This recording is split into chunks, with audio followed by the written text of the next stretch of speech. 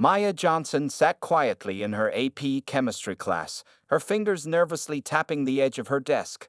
The large classroom at Riverside High School was filled with the usual morning chatter, but today felt different. Today was the day Mrs. Blackwell would return their midterm exams, the hardest test of the semester so far. At 16, Maya stood out in the advanced placement class, not just for her intelligence, but also because she was one of only 3 black students in a room of 30. Her dark brown eyes focused intently on her notebook as she waited, trying to ignore the knot in her stomach.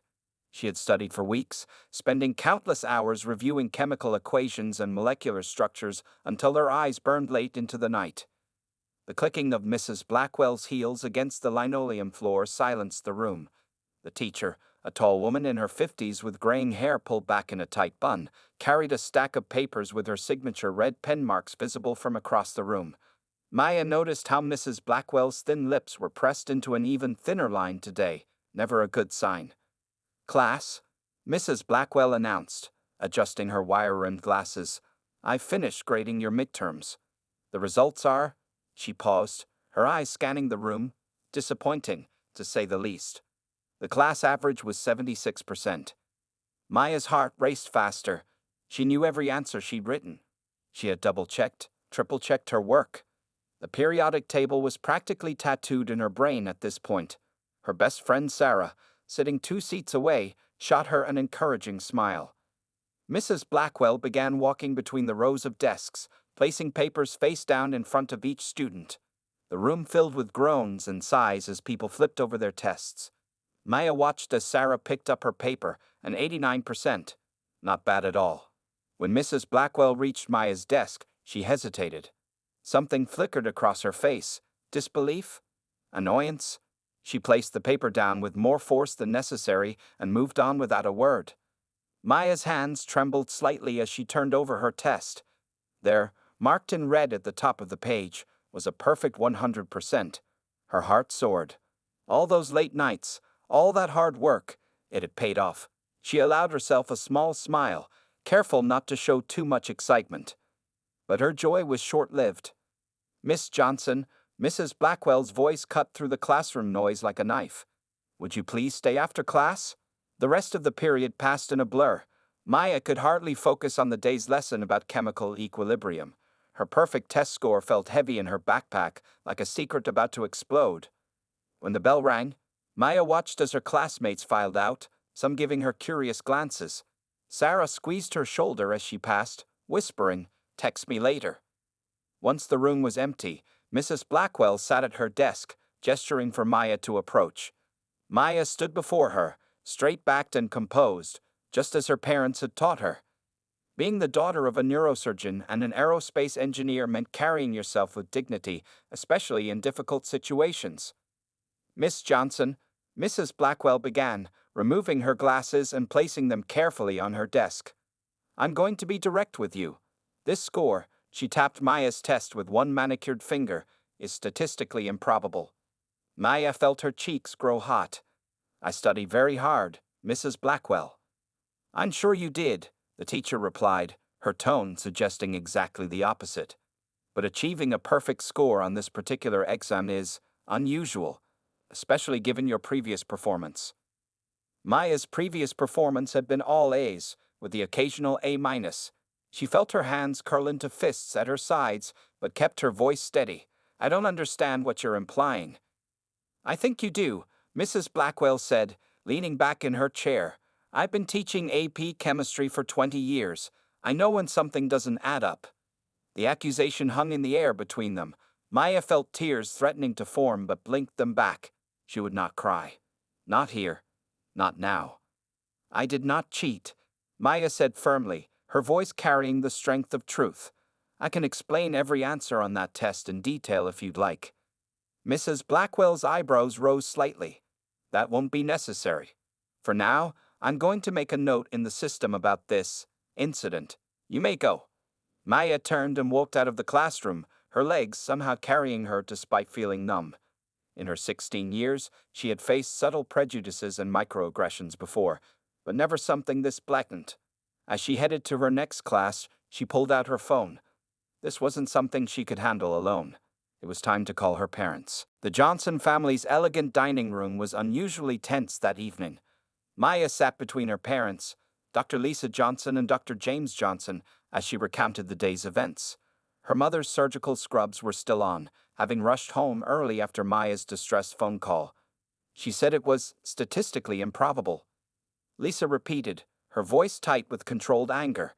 Her hands wrapped around her coffee mug so tightly her knuckles turned white. Those were her exact words. Maya nodded, pushing her uneaten dinner around her plate. She didn't directly say I cheated, but everyone knows what she meant. And she said she's making a note in the system about the incident. James Johnson removed his glasses, rubbing his temples. As an aerospace engineer who had faced similar prejudices throughout his career, he recognized the familiar pattern. This isn't just about one test, he said quietly. This is about assumptions and bias. I'd noticed things before, Maya admitted, finally voicing thoughts she kept to herself. When I raise my hand, she rarely calls on me. When I give the right answer, she always asks someone else to verify it.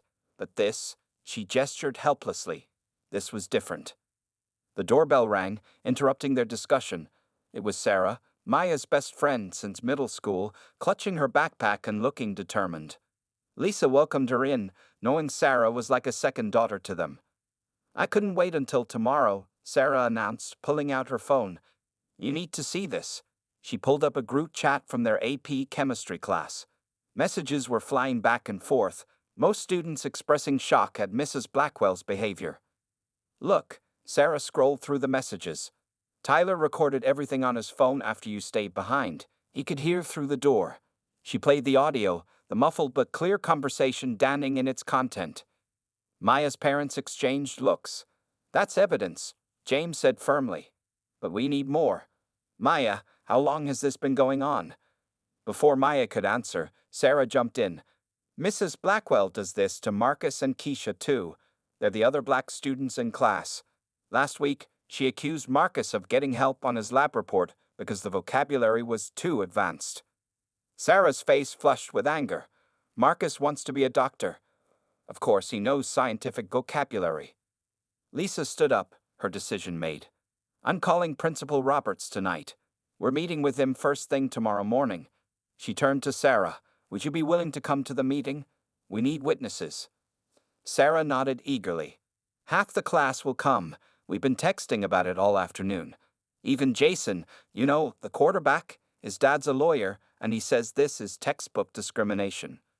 Maya felt overwhelmed by the support, but also scared. What if this makes everything worse? What if she fails me? James put his arm around his daughter. That's exactly why we need to address this now. You earned that 100%. You've earned every grade in that class. And you know what else? He smiled slightly. I think it's time we showed them your IQ test results. Maya's eyes widened.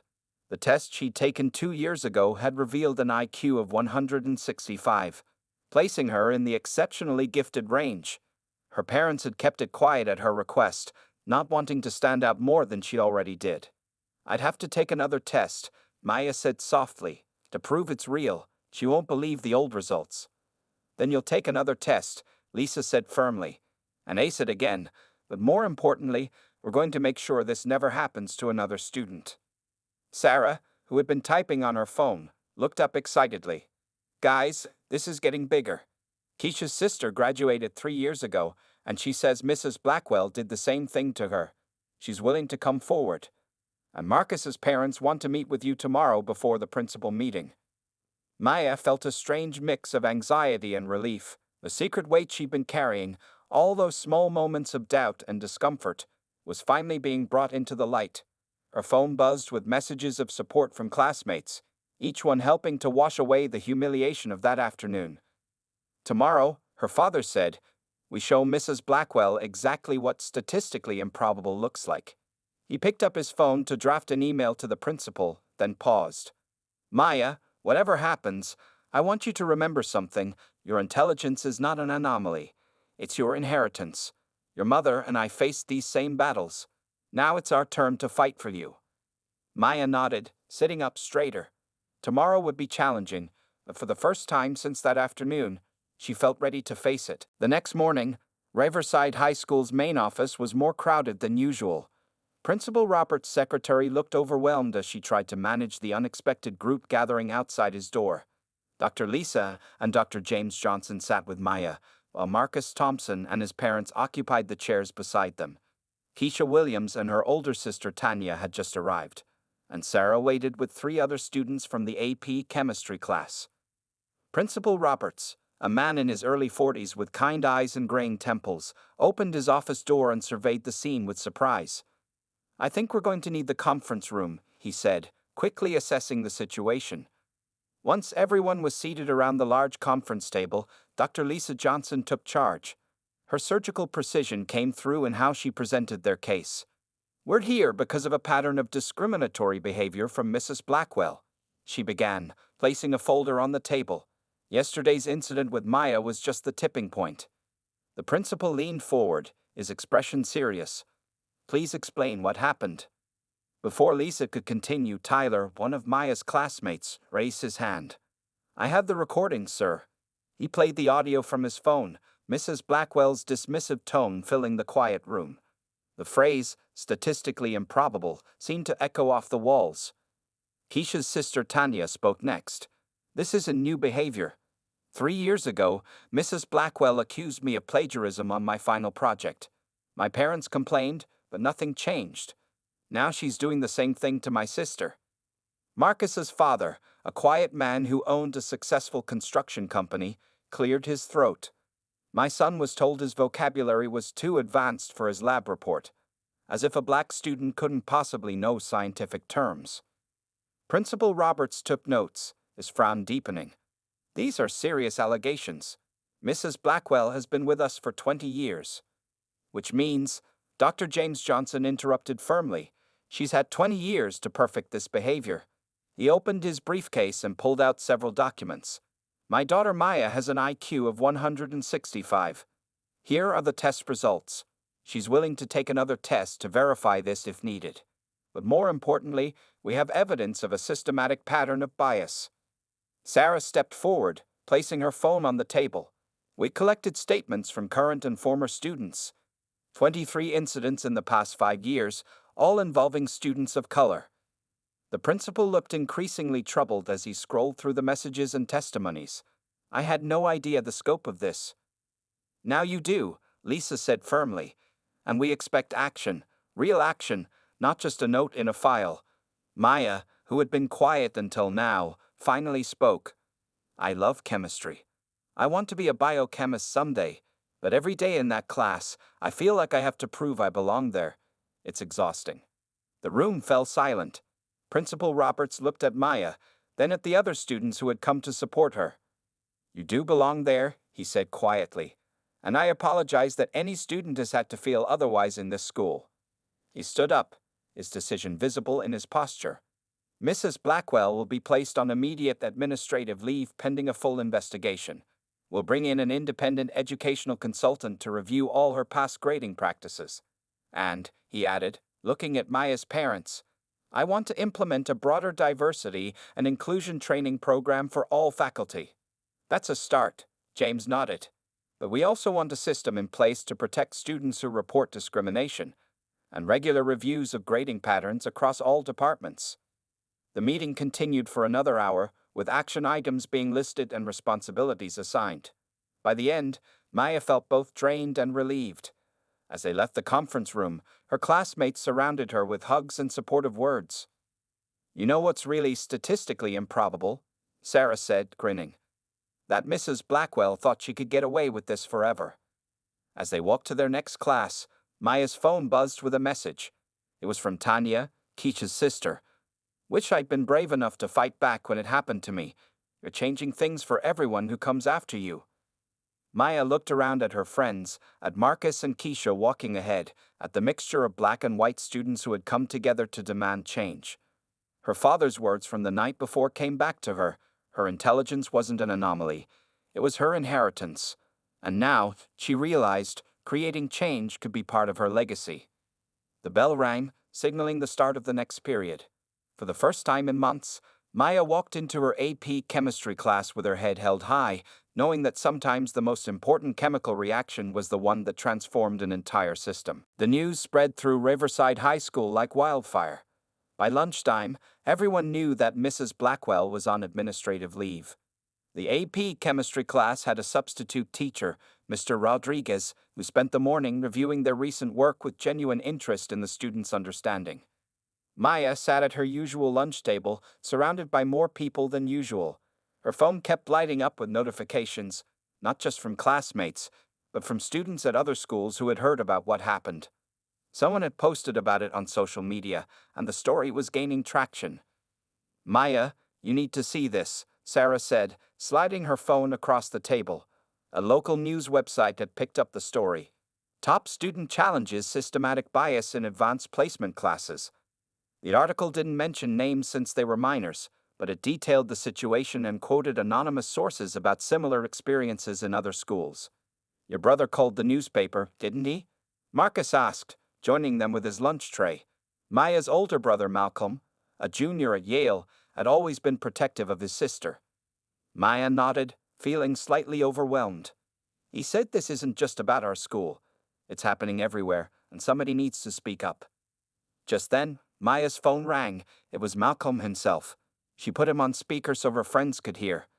You doing okay, little sis? His warm voice filled their corner of the cafeteria. I just got out of class and saw everything blowing up online.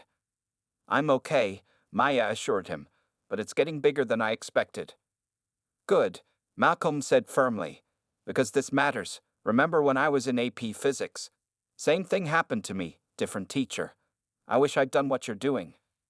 Their conversation was interrupted by Keisha rushing over with news. The school board is calling an emergency meeting tonight, she announced breathlessly. They want to address this formally. Malcolm's voice came through the phone. Maya, you should speak at that meeting. Tell them exactly what happened, how it felt.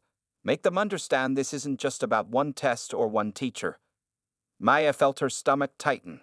Speaking in front of the school board, that was different from standing up for herself in class. But before she could respond, more support arrived in the form of Mr. Chen, her freshman year biology teacher. Maya, he said, pulling up a chair. I heard what happened.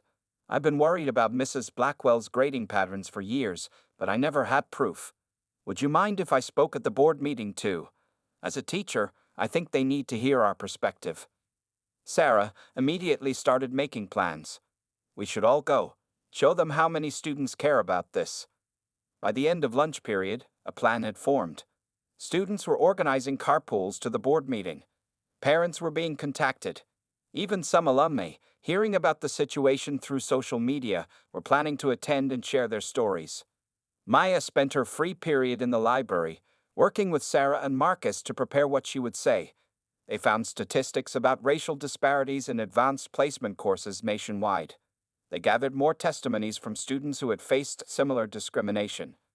Remember, Marcus said, reviewing their notes, this isn't just about proving Mrs. Blackwell wrong. It's about changing the system. After school, Maya's parents picked her up early to help her prepare for the meeting. Her mother had rescheduled her surgeries, and her father had left work early.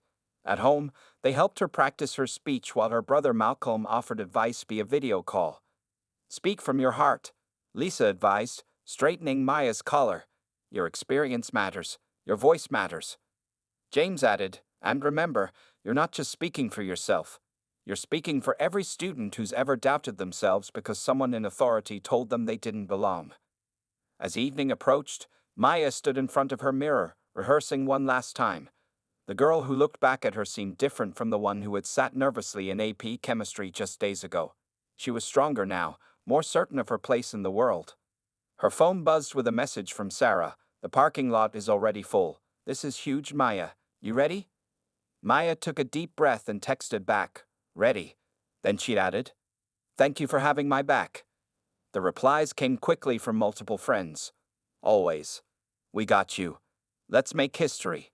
As she walked downstairs to leave for the meeting, Maya realized that this was bigger than her perfect test score, bigger than Mrs. Blackwell, bigger even than Riverside High School. This was about changing expectations and challenging assumptions. and she was ready to lead that change. The school board meeting room was packed beyond capacity. People stood along the walls, sat on the floor, and crowded in the hallway outside. The board members, 7 adults seated at a long table at the front, looked surprised by the turnout. Maya sat in the front row between her parents, her heart pounding. Board President Mrs. Martinez opened the meeting with a stern expression. "We're here to address serious allegations of discriminatory practices at Riverside High School. We'll hear from students, teachers, and community members." Maya was called to speak first. As she walked to the podium, she could feel hundreds of eyes on her. The microphone squealed slightly as she adjusted it. "My name is Maya Johnson," she began, her voice steady despite her nerves. "3 days ago, I earned a perfect score on my AP chemistry midterm. Instead of congratulations, I received accusations. My teacher said my success was statistically improbable." She paused, letting the words sink in. "But here are some real statistics," Maya continued, unfolding her notes. "Black students make up 12% of our school, but only 3% of AP classes. In the past 5 years, every black student in Mrs. Blackwell's AP chemistry class has been accused of cheating at least once. Every single one." The room was completely silent now. Maya could see phones recording her speech, journalists taking notes. "I have an IQ of 165. My mother is a neurosurgeon. My father is an aerospace engineer. My brother is at Yale. But none of that should matter. No student should have to prove they belong in an advanced class. No student should have their achievements questioned because of their race." As Maya returned to her seat, the applause was deafening. Then, one by one, other students began sharing their stories. Marcus described how his dream of becoming a doctor was met with skepticism. Keisha's sister Tanya, now a college student, explained how Mrs. Blackwell's actions had made her question her abilities for years. More students, past and present, lined up to speak. Mr. Chen approached the podium next. "As a teacher, I've watched talented students doubt themselves because of systemic bias. We're not just failing these students, we're failing our entire educational system." The testimonies continued for over 2 hours. Finally, Malcolm appeared on the large screen via video call from Yale. His presence commanded immediate attention. "I'm Maya's brother," he began, "and 3 years ago, I sat in those same AP classes.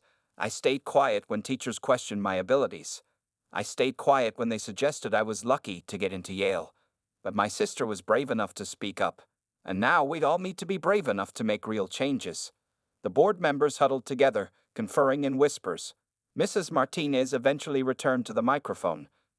"In light of tonight's testimonies, the board is taking immediate action. We will." She listed their decisions: a full investigation into grading practices across all AP classes, mandatory bias training for all staff, a review of AP enrollment policies, and the formation of a diversity and inclusion committee with student representatives. As for Mrs. Blackwell, Mrs. Martinez continued, "She will remain on administrative leave pending a complete investigation. We are also reviewing all her past grading records." After the meeting, reporters approached Maya and her family. Local news cameras rolled as students gathered around her, sharing hugs and tears. But it was a quiet moment with Sarah that meant the most. "Look at what you started," Sarah whispered, showing Maya her phone. The hashtag statistically improbable was trending, with students across the country sharing their own stories of facing discrimination in advanced classes. Principal Roberts made his way through the crowd to reach Maya. "I owe you an apology," he said quietly. "I should have seen this sooner. But I promise you, things will be different now." As they drove home that night, Maya's father reached back and squeezed her hand. "You know what's truly statistically improbable?" he said. "The chances that one brave person speaking up can change an entire system. But you did it." Maya smiled, exhausted but proud. Her phone kept buzzing with messages of support, including one from a girl at another school. "Thank you for speaking up. I have a chemistry test tomorrow, and for the first time, I'm not afraid to show how smart I really am." That night, Maya updated her college application essay. She had been struggling with the topic, but now she knew exactly what to write about.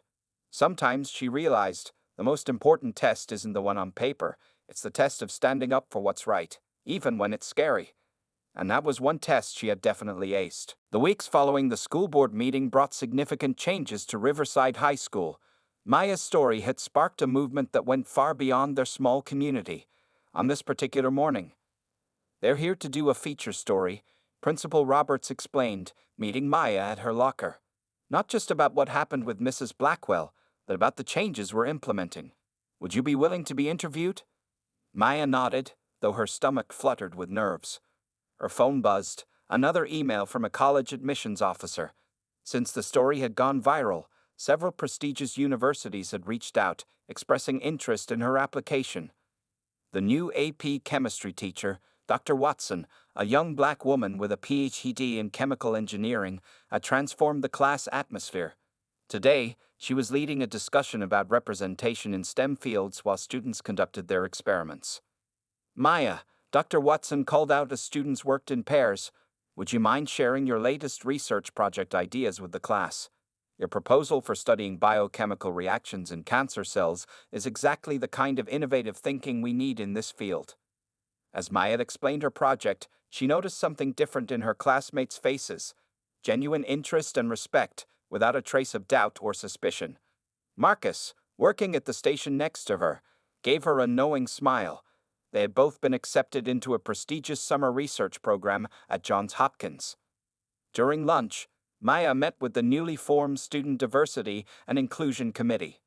The group, which she co-chaired with Keisha, had students from all grades and backgrounds working together to create positive change. The mentorship program is really taking off, Keisha reported, showing spreadsheets on her laptop. They had paired older students with freshmen who needed support in advanced classes. We've got 30 mentors now, and the waiting list keeps growing. Sarah burst into the meeting room with exciting news. You guys need to see this. She pulled up a news website on the projector. The headline read, State Education Board launches investigation into AP course discrimination statewide. It's happening everywhere, Marcus added, scrolling through his phone. Schools in California, Texas, and New York are all reviewing their advanced placement policies. They're calling it the statistically improbable movement. Maya's brother Malcolm had helped create a website where students could share their stories and find resources for addressing discrimination in education. The site had already collected over 1,000 testimonies from across the country. After school, Maya headed to a meeting with college counselors who were helping students navigate the increasingly complex world of advanced education.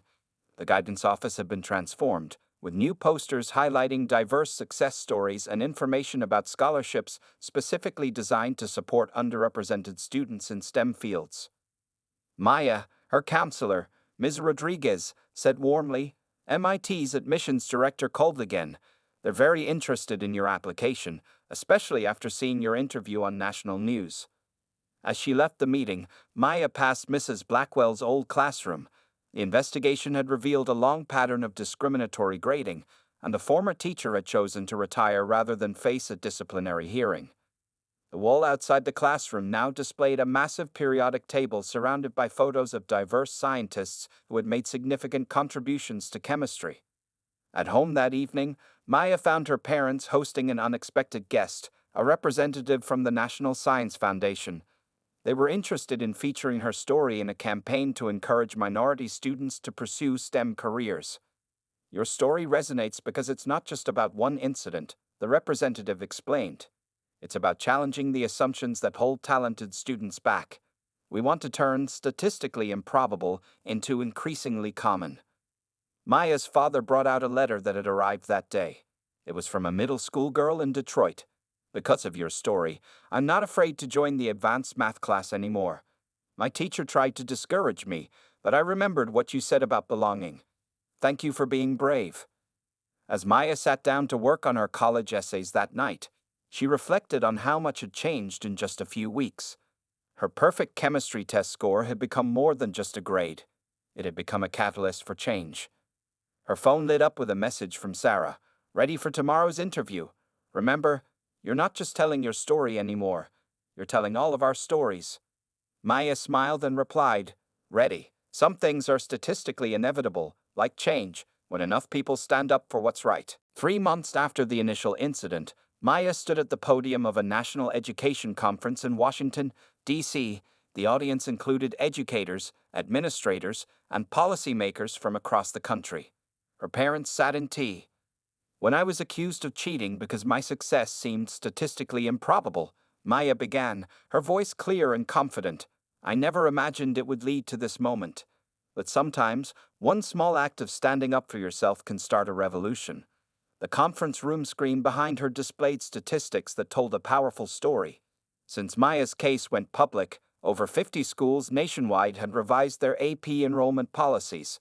Hundreds of students had come forward with similar experiences. More importantly, changes were happening. During her presentation, Maya shared the results from Riverside High School's new initiatives. AP class enrollment among minority students had increased by 40%. The mentorship program she and Keisha started had expanded to 15 other schools in their state. Dr. Watson's chemistry class had become a model for inclusive STEM education. But numbers don't tell the whole story, Maya continued, clicking to a new slide. This is Maria, sophomore who was told she wasn't cut out for advanced math. The photo showed a young Latina student winning a state mathematics competition. And this is James, who was discouraged from taking AP physics. Another photo revealed a black student receiving a full scholarship to MIT. After her speech, Maya participated in a panel discussion with education experts and other student activists. The moderator asked her about the upcoming PBS documentary featuring her story and the broader movement she had inspired. The documentary isn't just about discrimination, Maya explained. It's about transformation. It's about what happens when we challenge the assumptions that limit potential. During the lunch break, Maya received exciting news from home. Sarah texted that Riverside High School had been selected for a pilot program funding STEM opportunities for underrepresented students. The grant included new lab equipment and summer research opportunities. Later that afternoon, Maya met with representatives from major technology companies who were launching scholarship programs inspired by her story. They wanted her input on how to make STEM fields more accessible to minority students. Your experience opened our eyes, one executive admitted. We realized we weren't just missing talent, we were actively discouraged it through systemic bias. Between sessions, Maya checked her email to find a message from Dr. Watson. The AP chemistry class had achieved the highest average score in school history on their latest exam. Attached was a photo of the class celebrating, their diversity now a point of pride rather than prejudice. The day concluded with a surprise video message from Michelle Obama, who had heard about Maya's story and wanted to share her support. You reminded us that change doesn't always come from the top down, the former First Lady said. Sometimes it starts with one young person refusing to accept injustice. On the flight home, Maya reviewed the draft of her college essay one last time before submissions. She had written about how standing up against discrimination had taught her more about chemistry than any textbook. How one catalyst could trigger a chain reaction of change. Her phone buzzed with a message from Marcus. Guess what? 3 more students signed up for AP Chemistry next semester. All minority students. They said they never thought they could do it until they heard about you. Maya smiled, remembering how lonely it felt to be one of only 3 black students in that class. Now, future students would see faces like theirs not just in the classroom, but in leadership positions, in textbooks, and in the halls of success. When she got home, there was a letter waiting from the American Chemical Society. They wanted her to be the keynote speaker at their youth conference, focusing on breaking barriers in science education. The theme? Statistically inevitable, the future of diverse STEM leadership. That evening, as Maya helped her mother prepare dinner, Dr. Lisa Johnson shared some news of her own. The hospital where she worked as a neurosurgeon had created a mentorship program for minority medical students inspired by Maya's story. You see, her mother said, chopping vegetables, sometimes the most important chemical reaction is the one that changes people's minds. Maya nodded, thinking about how far they'd come from that day in AP chemistry when her abilities were questioned. Now, she wasn't just proving herself, she was helping create a world where no student would have to prove they belonged. Her phone lit up with another message, this time from a student she'd never met. Thank you for making it normal for girls like me to be extraordinary. 1 year after the incident that changed everything, Maya Johnson stood at the podium as Riverside High School's valedictorian. The graduation ceremony was being broadcast live on local television. Looking out at the sea of faces, Maya saw how much had changed. The graduating class behind her reflected true diversity in all advanced courses. Dr. Watson sat among the faculty, now the head of the science department. Principal Roberts wore a pin that read Education for All, the slogan of the national movement Maya had helped inspire. When I was a junior, Maya began her speech. Someone told me my success was statistically improbable. Today, I stand here not just as your valedictorian, but as proof that success knows no statistical boundaries. She paused, smiling at her parents in the front row. Her mother wiped away tears while her father filmed everything. On a tablet in their lap, Malcolm watched via video call from Yale, where he was preparing for his own graduation the following week. But this isn't just my story, Maya continued. Look around this auditorium.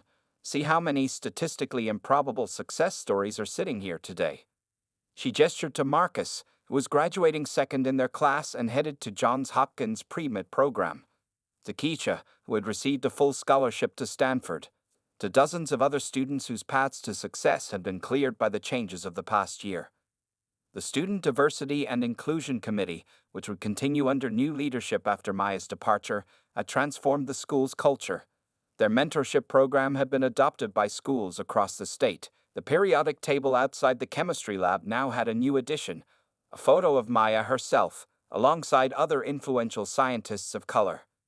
As I prepared to attend MIT this fall, Maya announced, causing excitement in the audience who hadn't yet heard her final college choice, I carry with me lessons that no textbook could teach. I learned that courage is contagious, that change is possible, that success isn't about probability, it's about possibility. After the ceremony, amid the chaos of photos and congratulations, a small girl approached Maya. She was wearing a junior scientist t-shirt and clutching a chemistry book. I saw you on TV, the girl said shyly.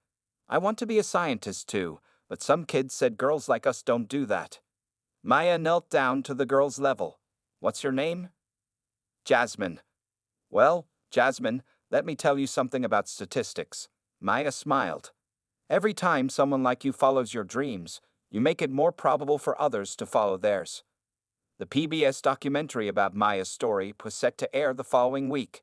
The preview clips showed the transformation of not just one school, but an educational system. Schools across the country had revised their policies, started mentorship programs, and addressed systemic bias in advanced courses. As Maya hugged her friends goodbye after the ceremony, Sarah handed her a gift, a framed copy of that perfect chemistry test, the one that had started it all. Written across the top in gold ink were the words, "Some things are statistically inevitable, like changing the world." Principal Roberts approached Maya one last time. You know, when you first came to my office about Mrs. Blackwell, I thought we were dealing with one incident, one teacher. I never imagined. None of us did, Maya replied. But that's how change works, right? One reaction starts another, and another. That evening, at Maya's graduation party, her phone kept buzzing with congratulatory messages. The most meaningful came from a group chat of students she'd never met. Young people from across the country who had found their voices because of her story. As she prepared to cut her cake, decorated with scientific symbols and congratulatory messages, Maya's father called for everyone's attention. "A year ago," he said, "my daughter taught us all something about probability and possibility.